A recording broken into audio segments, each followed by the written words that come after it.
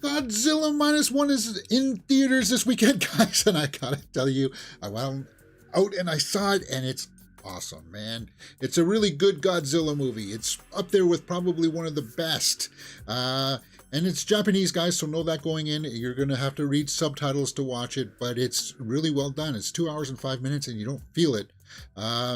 Post-war Japan is at its lowest point when a new crisis emerges in the form of a giant monster, baptized in the horrific power of the atomic bomb.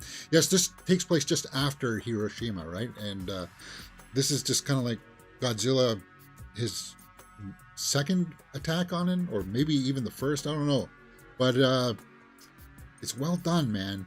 It's got some really surprisingly good acting, that I said. Of course, when Godzilla shows up, it's awesome. But it's just one of those movies where you're like, yeah, Godzilla's in it, but I'm kind of more invested with the human characters.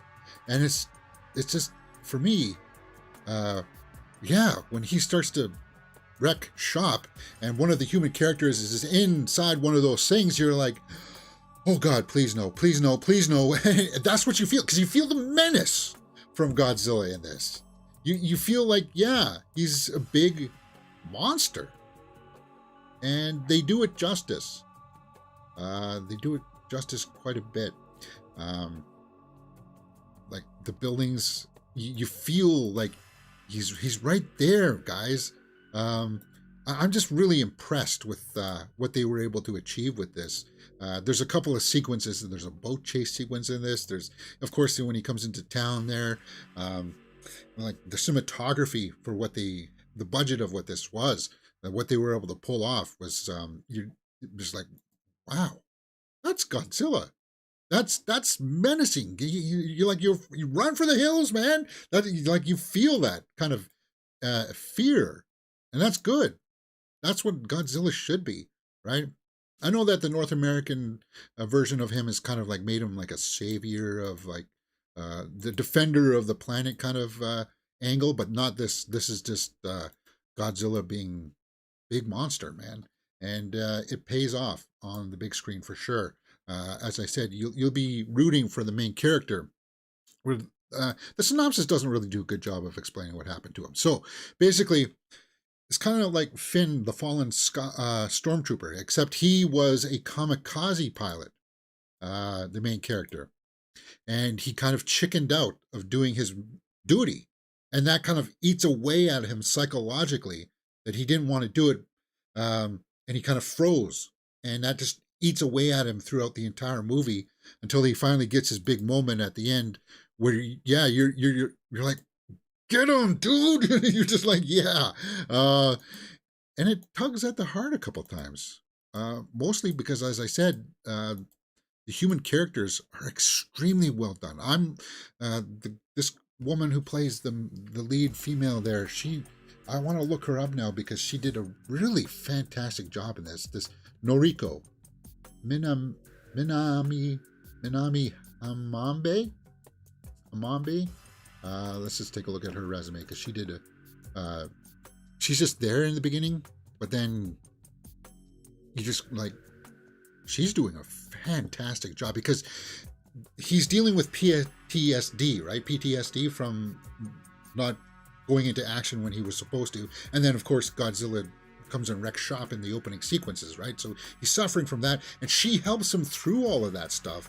And there's like a small child that's all involved in between the two of them. And so when you see the look on her face, it's kind of like there when he's coming towards the train, you're like, please no, please no, please no, please no. And it's like the movie did a good job of wrapping you up in the stakes. So I want to see more from her. Good actress. The main actor, Ryunosuke Kamiki. Sorry if I'm butchering these names. He did a good job as well. Played like the pilot there that didn't do his duty. But his story comes around there towards the end, and that's what you're invested in, man. And that's all I can ever say. So, going to the score sheet here. Acting, directing, and story are out of a possible 2 points each. Cinematography and score are out a possible 1 point each. So acting, I'll give 1.5 for acting. Now, there's no scene in here that makes me go, well, that's awards worthy, but it's got those couple of moments in it where you're just like, oh my God, I'm feeling it here. I'm tearing up here, for God's sakes. I'm watching a Godzilla movie. Anyway, directing. Now, we know that this had a smaller budget. Um, the guy who directed this came from a visual effects background, and that pays off in this movie, man. I think the budget was like really small, so they were able to stretch it for every dollar. And I was like watching some of the sequences on the boats, on the Navy ships and stuff, and it's kind of like, you got all these costumes together. I believe that we're back in time seeing this thing all play out. So the execution of the film, um, the technical aspects was great, and the story itself, I think 1.5 also was just like, wow. Because as I said, there's that human story going on in the background. Now, I think some people may pick it apart later on where it's kind of like, well, maybe we're taking too much of a digression to talk about the human characters. But then you're like, no, I like these characters. I want to see like how they're going to get out of this situation and how they all work as a team towards the end. It's just like, whoa, yeah. Okay, so cinematography and score out of a possible 1 point each. I'm going to give cinematography and score the full points. And I'll tell you why. For the cinematography, as I said, that limited budget that they had, they stretched it for every dollar that they had. And then, of course, the soundtrack, they used the familiar dun dun dun dun dun dun dun dun. Dun, dun, dun, dun. You know, that kind of, they use it perfectly too, and it's just like, wow, that's really awesome, man. So where am I sitting at? A 6.5 before the watchability factor. I think we should go and take a look at what other people are saying. What's the vibe out there for Godzilla Minus One that's opening up this weekend, man? 96 by the critics, 97 by the audience. That's some really high ratings. Am I going to be able to get there? Maybe, man, because we're sitting at 6.5 right now, and I haven't talked about watchability factor. Let's take a look at some of the snapshot reviews from Empire Magazine. A refreshingly humanist and nostalgic reboot of the iconic monster franchise. Takashi Yamazaki's Godzilla Minus One takes the atomic lizard back to his post-war roots. Yes. Oh, God. It's the kind of movie where I want to go back and I want to watch it again, man. I do. And I want to watch it with a big crowd. So, like, when he comes out of the water sometimes, I want to see, like, theatrical reaction to, like, people gasping. And then when certain things happen and where you're like, no, you're like, yeah, I want to see that too. So somebody who didn't like it, Movie Nation, I like what Yamazaki was trying to do, but his timidity in themes he might introduce in the film's native Japanese audience shows that it muzzles his monster movie. What? Sounds like he wanted it to be something else, and it didn't live up to his expectations. Now, there is a danger here, I would admit, of perhaps overselling this.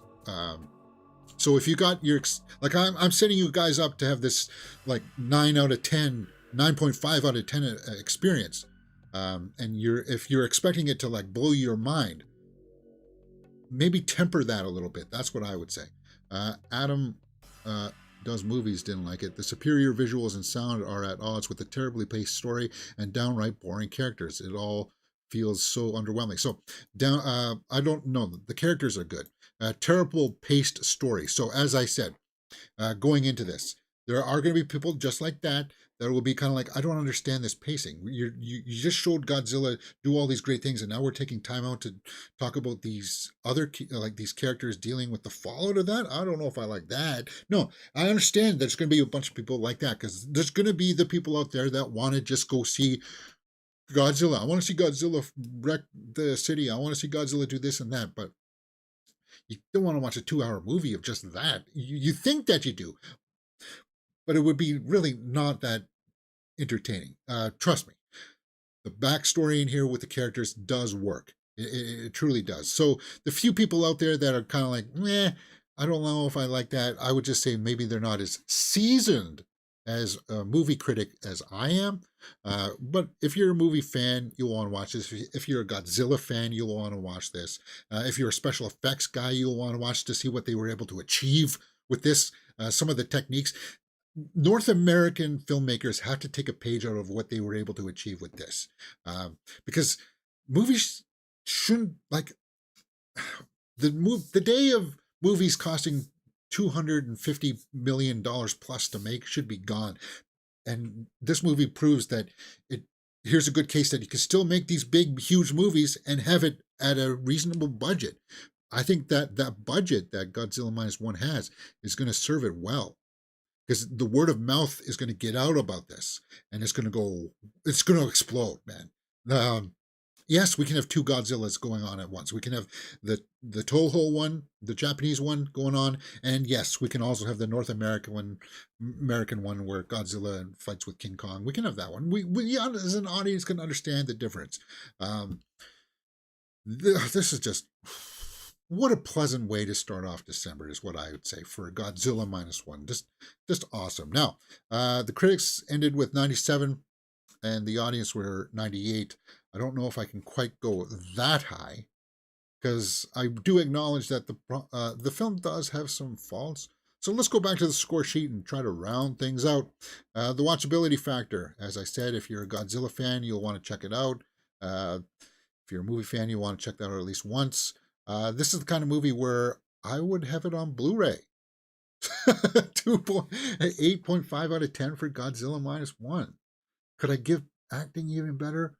Could I give directing? As I said, that's some story pacing issues in there, but I think I might appreciate that even more on a second viewing, the character development.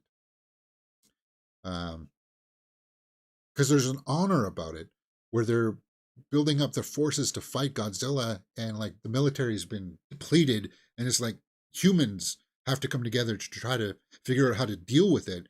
And there's like an honor about it. Well, it's better that I go and fight him for the betterment of my town, so that he doesn't come and destroy my town, kind of thing, or my family, kind of thing.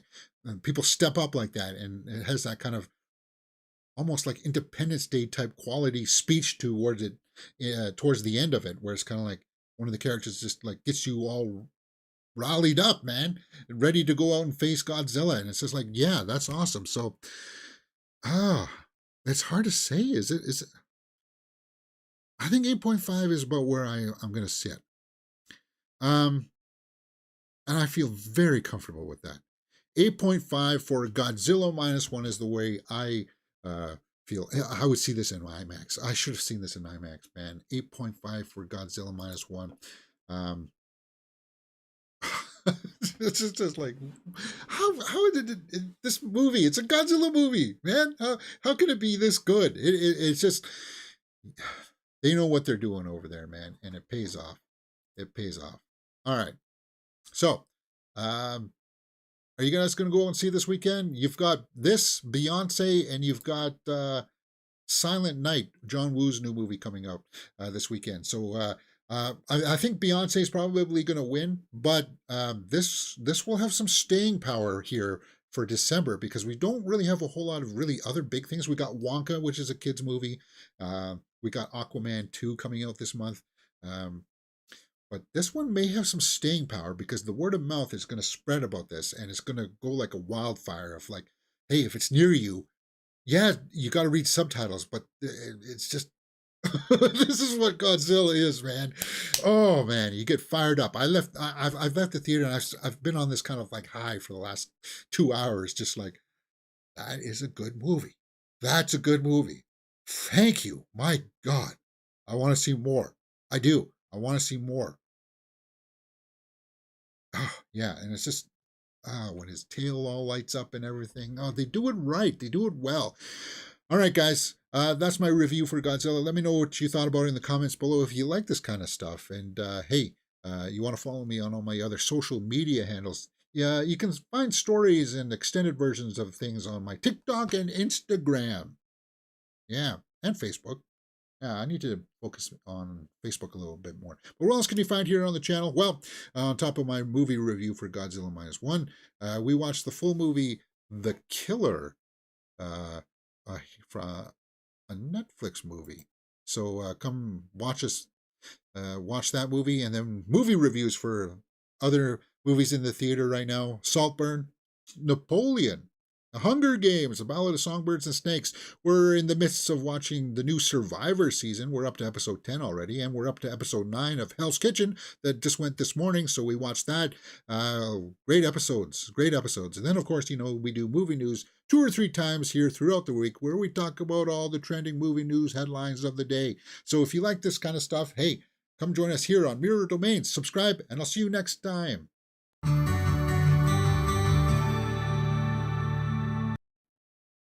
All right. So that'll be cut out and put up on the channel later on. Let's take some live comments here. Let me turn on the live chat again. High Energy Review. Have you seen the first look at Sonic the Hedgehog 3 movie with the shower? Yeah, we looked at that, I think, in the Twitterverse yesterday.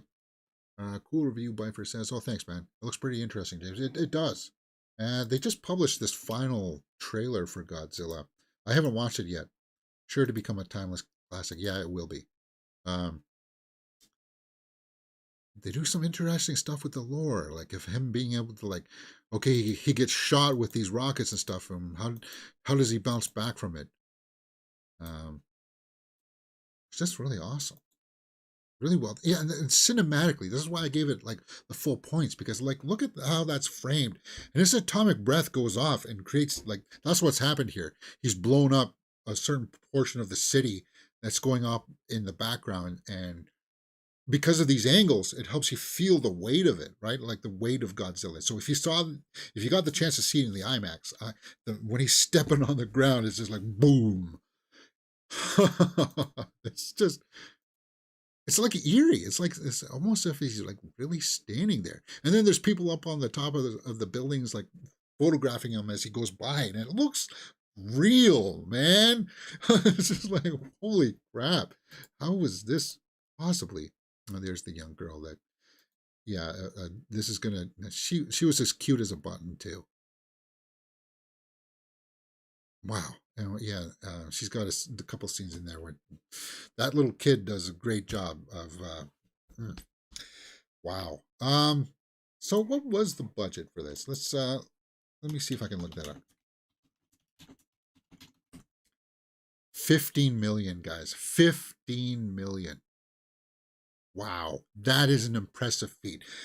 Filmmakers from North America have to study this film and have to figure out how they can cut down costs, because the days of $200 million plus movies, like, I look at this has a big CGI monster going on in it.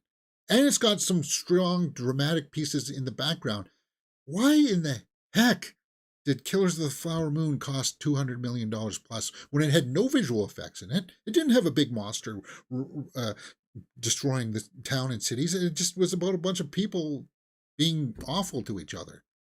Why was that $200 million? I just, it boggles my mind. It does. Napoleon, I can understand costing 200 million because you got these big action wartime pieces, but Killers of the Flower Moon, my God, I just don't get it, man. Like, I would love to see Scorsese try to make a movie like this for 15 million. Yeah, but kind of like the budget handcuffs on some of these directors, like a Ridley Scott, or they're going to dump a whole bunch of money into Gladiator 2 as well. That's going to be like 200 million, and it's going to have to make like 400, 500 million to break even, and it's not that big of a property to earn it. Godzilla is going to Minus One is going to be a box office hit because of that budget, man. And it's like the visual effects had no business being that good, but because the director came from that, he's kind of like the Japanese version of what Neil Blomkamp did with District 9. It's like one of those movies that's we're just like, how are you able to achieve this?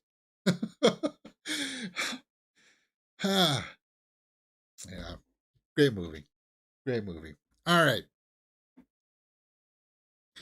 Um, let's talk about what's opening up this weekend, guys. What's opening up in this weekend's box office. So, Ballad of Songbirds and Snakes is playing. Napoleon's still playing. But Trolls band together, and then of course the other big movie release was Renaissance, a film by Beyonce, 2 hours and 49 minutes. Silent Night, John Woo's actioner.